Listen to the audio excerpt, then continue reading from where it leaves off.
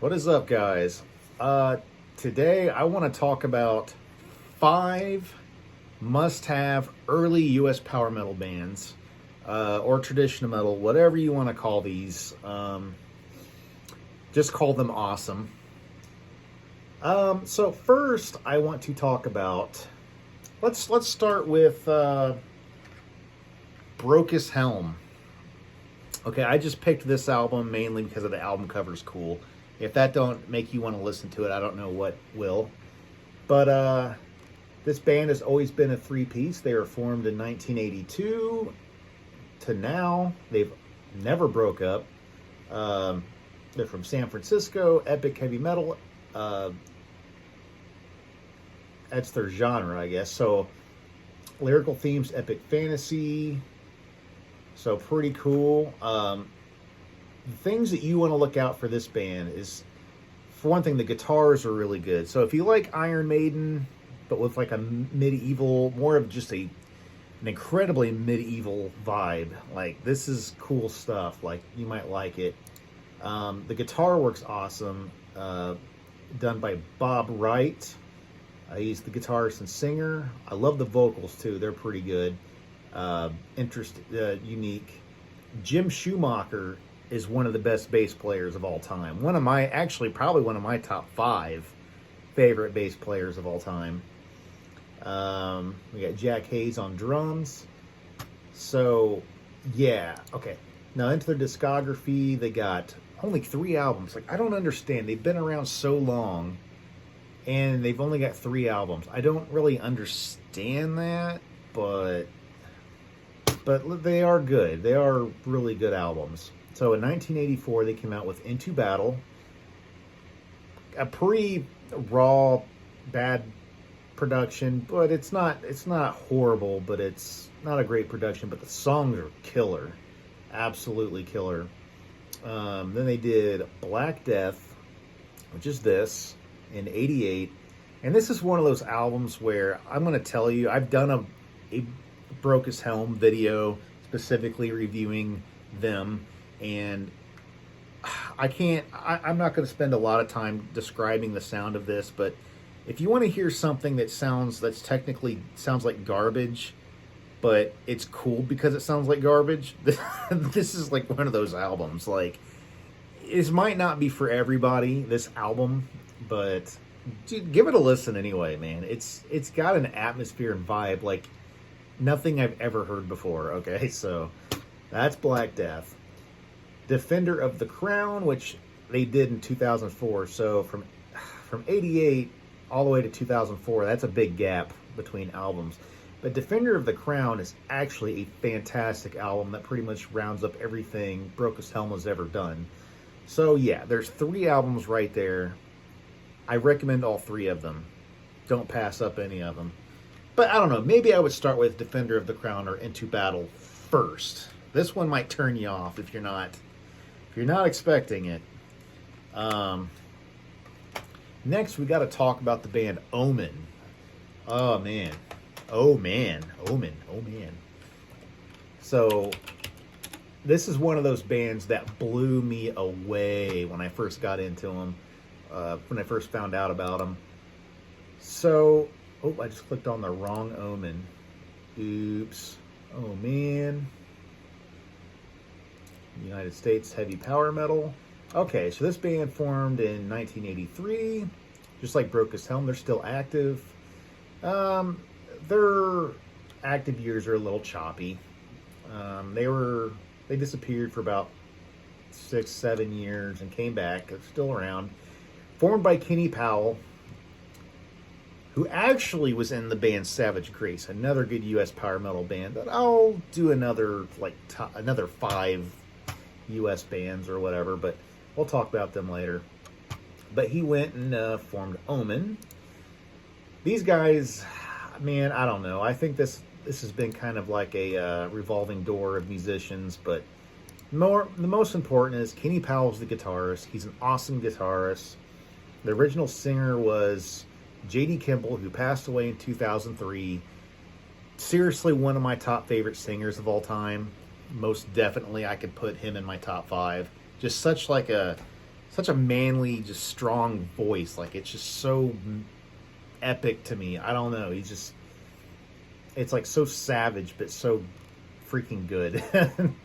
Let's see, lyrical themes, war, history, life, and fantasy. So that's, and another interesting fact is they actually did have a guy sing on their fourth album by the name of Coburn Farr, who he actually ended up singing for Annihilator on the Never Neverland album. That's pretty cool info there. Okay, so they've got a good handful of albums here, but let me tell you, it's not all great, okay? It starts off with a bang. We start off with in 1984, they do Battle Cry. This is one of the best, most savage albums ever made. It's just really raw, and it's just total battle metal. Pretty epic. I could totally hear some like Iron Maiden sort of influence in this too, but just a lot more barbaric. I don't know. I just absolutely love it. And then in '85 they did Warning of Danger. Pretty much as good. Maybe a little cleaner production, but same kind of stuff. Then they did The Curse in '86. Very good album. It's probably the least interesting of the first three, but it's still good. Just because I feel by this time they were just kind of repeating themselves stylistically, which is not a problem, but it's very good. Then they did an EP called Nightmares, which is cool. But then it goes downhill quick. They do Escape to Nowhere in '88, and that's the album that has Coburn Farr. I love Coburn Farr from Never Neverland, but this right here, this whole album's just pure boredom on a disc. Like, I don't recommend it. And they do a lot of weird things. They did an album called Reopening the Gates. I don't know. I've never really heard it. It's not supposed to be good. A couple comeback albums that are okay, but really, if you're going to get into Omen, Battle Cry and Warning of Danger and The Curse are all three keepers. Like, nothing wrong with that. And I forgot about this. Might point out, I got an autograph from Kenny Powell. Very, very cool. I've seen him live once. Okay, next, let's talk about, this one's pretty interesting. There we go. Sirith and Goal. I grabbed the wrong album that I wanted to show, but that's okay. This is their debut. It's good, but their second album's the one I actually meant to grab, which is actually better. So these guys are from Ventura, California. So all three bands I've talked about so far are from California. Let's see. Epic heavy metal and doom metal is their genres. Themes, fantasy, humanity, science fiction. Okay. Metal Blade Records. It's a current label. They are active. Never have seen these guys live, though. Formed in 1971. Wow. I actually didn't know that they formed that early. Dang, that's cool. Okay, the band's name, Sirith and Goal, is taken from J.R.R. Tolkien's The Lord of the Rings and means Pass of the Spider. It was a high pass in the land of Mordor where the monster known as Shelob lurked. The correct way to pronounce the name Sirith... I already know how to say it. And if I'm saying it wrong, I don't care. I'm going to say it the way I say it.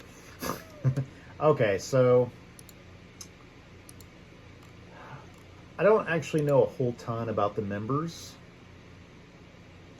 You know, Tim Baker's the singer. He's the original singer. So it looks like they got a lot of original... Let's see. 1, 2, 3 original members at least. That's cool. That's cool.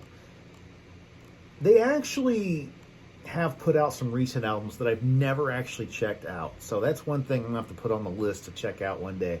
But the ones that I do have are their first 4, and these albums are pretty cool. This one came out in 1981, so 10 years after they formed. This is good, okay? For its time, it's It's pretty unique. The singer, Tim Baker, man, you may, it's either love or hate. He's got a very grating voice if that's not your thing. I personally think he's kind of cool. First time I heard him, I was kind of like, ugh. But honestly, he's grown on me. I like him a lot. I think he's pretty cool, pretty interesting. This album has a few, like it's trying to be a few moments where it just doesn't do much for me, but most of it's really good. I mean, like really early power metal type stuff. Very cool. Very cool. And their second album, King of the Dead from 1984, that is, to me, that's their magnum opus right there. That's the best thing they've done. Then One Foot in Hell in 1986, still a good album, not as good. It's a little bit too predictable, and they kind of just didn't adventure too much on that album. They just kind of did one thing, but it's okay. Paradise Lost came out in 1991, and I think that one's interesting. I felt like they tried to get a little more versatile and tried to experiment a little more on that one, which is I like a lot. So their first four, I can tell you, are great, but go out and get King of the Dead first. And it does have kind of like a doominess, like a doom metal side to it. That's very, very cool. And one of these days, I'm going to have to check their comeback albums here. They did Forever Black in 2020 and Dark Parade in 2023. Forever Black gets an 87% overall. So that's, I'm going to have to check that out, but that'll be later. Next, oh man, this one's highly important. Highly, highly important. Whoops. Manila Road. And I picked out Open the Gates to show you guys just the album cover. This is probably one of their best albums to start off with, in my opinion. Although some people might say Crystal Logic is the one to start off with. But I got my reasons. But anyway, I've actually seen this band live too. And unfortunately, the main guy behind this band, Mark Shelton, passed away. I can't even remember what year now. It's been a while now, 3 or 4 years ago. That sucks, because this is such a classic band. They're from Wichita, Kansas. That's different. Definitely. Finally, that's not California. Okay, formed in 1977. They, from 92 to 94, I guess they were kind of disbanded, but then they came back and stayed all the way. Okay, 2018 is when Mark Shelton passed away, because that's, wow, it's been a while ago now. That sucks, but they're called the epic heavy metal, power metal, themes, literature, horror, mythology, fantasy, history. This is one of those bands that the lyrics are definitely interesting. They do sing about interesting things. I will say that. Even though I don't read lyrics a lot, but I do like what they sing about. Pretty cool. Some facts here. Ben Munkers and Shelton came up with the name Manila Road while drinking one night at the kitchen table watching Monty Python's Flying Circus. For unknown reasons, to them it meant the Road of Light. That's cool. Contrary to popular belief, Manila Road was split up between 92, 94. The band reformed in 94 and continued to play local shows until Mark was contacted by the Bang Your Head Festival in 2000. Mark Shelton started a new project called the Circus Maximus in 92. This project created one album which the record label released under the Manila Road name in order to sell more copies. The songs Witch's Brew, Necropolis, and Flaming Metal System were featured in 2012 movie Metal Maniac. I don't even know what that is, but that's pretty cool. The remaining members played a Mark Shelton tribute show at the Keep It True Festival in 2019. That's very cool. So, okay. Very cool. Oh, by the way, I also heard when they named this band, they actually did name it after like an actual road. When I used to travel the country as an expediter. I remember I went through Kansas, and I actually did see a road called Manila Road, but it was like, I don't know if it was spelled exactly the same. I can't remember, but it was totally Manila Road, and I was like, dude, that's probably where they got it. But I've heard a rumor that they did get that name from an actual road. So that's cool. Okay, so let's talk about their albums. I'm not gonna talk about all of them, dude. They got a lot. Like they just, I mean, this dude cranked and just totally just kept cranking them out. But what I'm going to say is they started off, I guess they kind of call it space rock with the first album. Then they kind of had like a traditional doom metal sound, even gone into some thrash metal. But I would say the biggest classics here are Crystal Logic is definitely one of the favorites.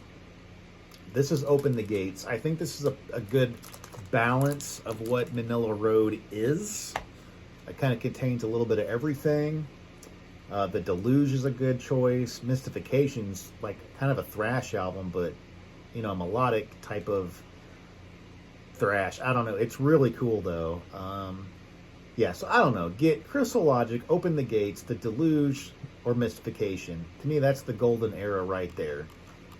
But honestly, about everything they did was good. So I had to take a little time on Manila Road because there's a lot to unpack there, and there's still more. I just don't want to make this video forever. One more I'm going to talk about. One more. Liege Lord. Oh man. Let's see here. So this band is from Stamford, Connecticut. They're active. I actually got to see them live as well. I got to see Manila Road live too. So I've seen about all these bands except for Sirith and Goal. That's pretty cool. I actually didn't realize I'd seen that many. Okay. They formed in '84. Power speed metal, lyrical themes, fantasy, epic battles, science fiction. Began as a Judas Priest cover band under the name Deceiver. Under that name, they had a bass player named, okay, whatever, not important. Liege Lord returned to play Vakken Open Air in 2000. They reunited again in 2012 to play Keep It True in 2013. Okay, so let's talk about their discography. Unfortunately, this is also one of those bands that's only come out with 3 albums. I thought I heard a rumor they were going to come out with another one, but they never did. So, their first album came out in '85. You know what? This band's kind of weird because this album right here, Master Control, is their third album, came out in '88. This is the one that really makes Liege Lord amazing. And this album actually features the singer Joe Comeau. Funny enough, also ended up singing for Annihilator for a couple albums. I don't know what it is with American US power metal singers that end up singing for a Canadian thrash band, but I gotta say it's pretty cool. And it was one of my favorite Annihilator vocalists for sure.